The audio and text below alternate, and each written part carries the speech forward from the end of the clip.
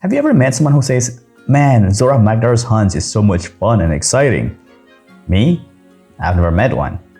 Sure, the whole hunt is quite hype, maybe the first time you did it due to you are reaching a goal that you have been pursuing throughout the story. But the more you hunt Zorah, the more it feels like it's a chore mission and it's not very engaging. Why is that though? That's what we're going to discuss in this video. This is KKaceh and welcome back to another Monster Hunter discussion video. This time we're going to discuss about a design element of Zorah Magdaros hunt, and I will discuss why I think this particular hunt is such a wasted potential. The problem. In my opinion, there are two core problems with this quest. Number one is the quest flow, and number two, not actually fighting against Zorah. Let's first talk about the quest flow. I think it is supposed to bring a nostalgia of colossal siege monsters from the old generation Monster Hunter like Lo Shanlong, Jen Moran, Sidious, Shengoran, and other monsters.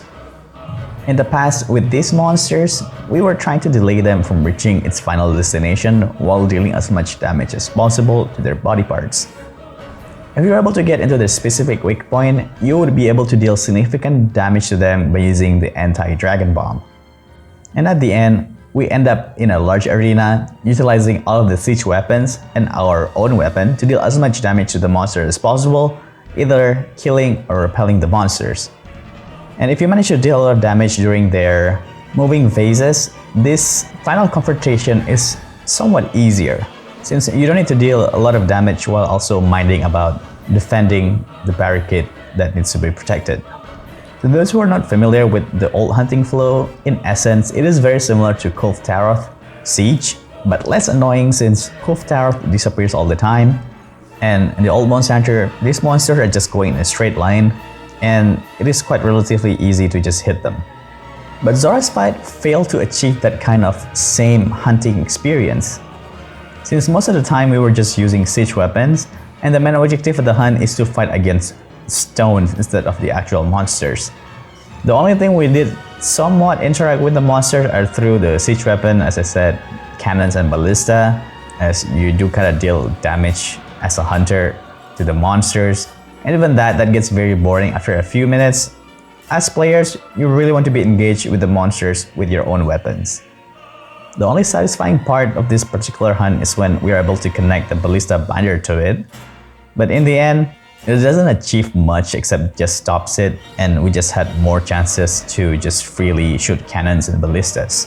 And we didn't even have any final showdown with Zorah in a large arena either, as we still just keep shooting siege weapons to Zorah. Let's talk about the second point. In the past, fighting with colossal monsters like Lo Shanlong, Jen Moran, and Darren Moran, as I've mentioned in my previous point, sometimes we are able to get into their bodies and deal some damage directly on their weak points. But to reach that specific point requires a specific timing and judging whether you will be able to drop exactly on that specific weak point. And this is a very interesting design decision.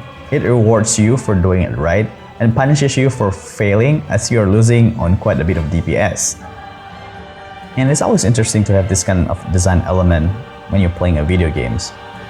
And my point is that even though at this point of the hunt, Lo Shanlong, for example, just ignore us, but we're still actively trying to engage with the creature. We do have some of that with this hunt, but it is mandatory. And also, if anything, it ended up as a fight with directions and terrains and reading maps, at which we spent so much time trying to figure out which way we were supposed to go. Once we reach the weak spot, all we do is just hit the magma core a few times, back off before the magma spews out, and repeat. There's nothing strategic about it. And we are not actively engaging with the monster. Like, it doesn't try to eject you from its body or something like that, unless you're on its head. I gotta say though, the Nergigante introduction was rather cool, but the start of the show was supposed to be Zorah, and Nergi kinda stole the thunder there, since that's the only part of this quest that actually feels like we are playing the hunting game. So basically, Zorah Magdaros, the supposed spectacle hunt of Monster Hunter World that boasts a gigantic size and can be considered as the largest monster if we disregard Laviante and Relamadur because they have a snake-like body. They are long, but not necessarily large. This was supposed to be a good chance to experiment with colossal-sized monster hunt in the modern hardware. But the hunting flow was meh, and there were no engagement with the actual monsters. I don't know if the developers wanted to do something else, but the end result, the overall hunting experience for this monster was rather disappointing. The only reason I could think of is due to technical limitation and maybe even budget, since prior to World, Monster Hunter was a rather very niche franchise. But hey, now that World and Rise are very successful, maybe we can get another colossal size monsters and wilds that is actually fun? We have to wait and see.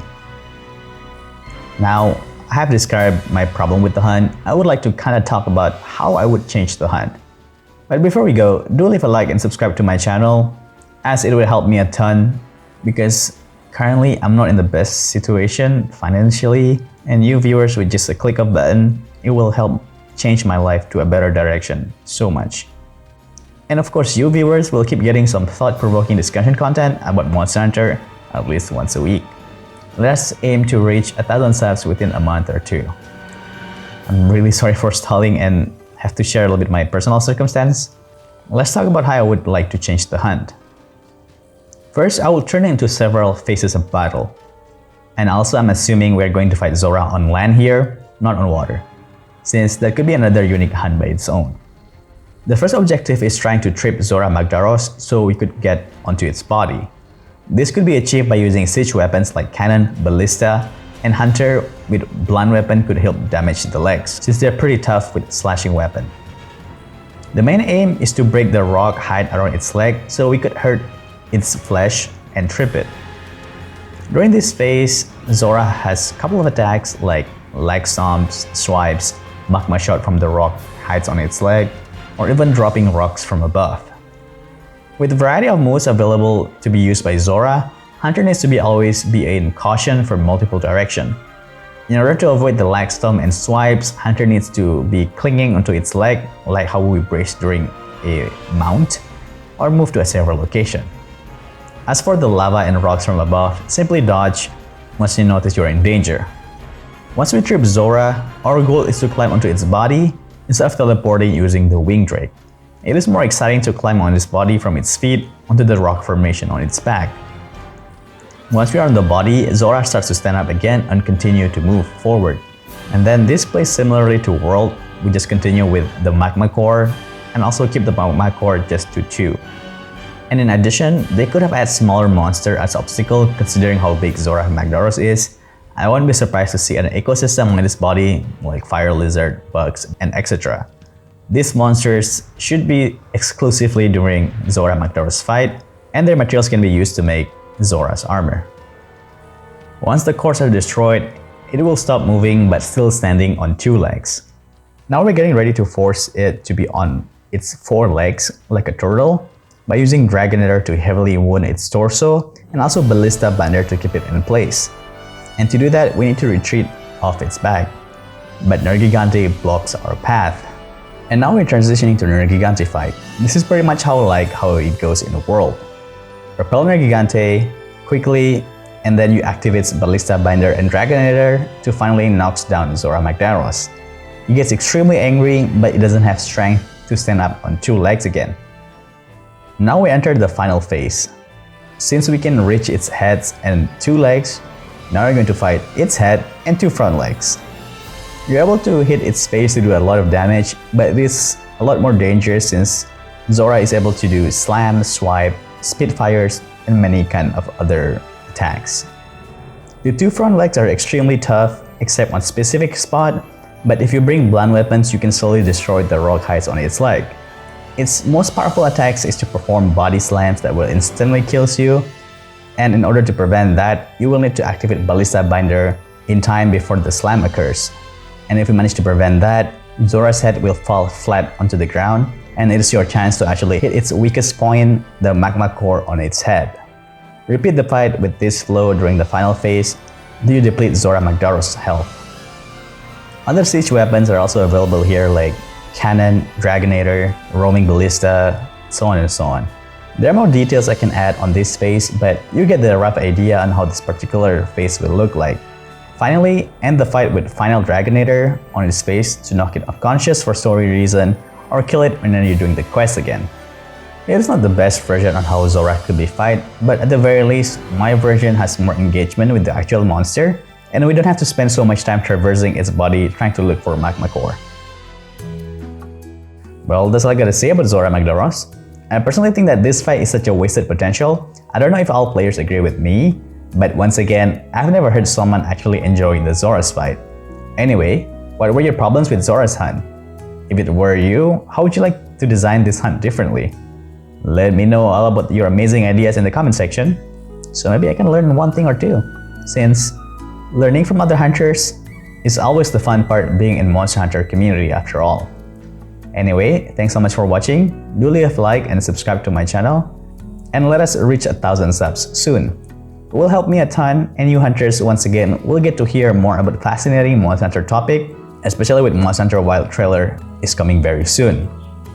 Until next video, stay sharp hunters. Oh, and don't forget to like and subscribe!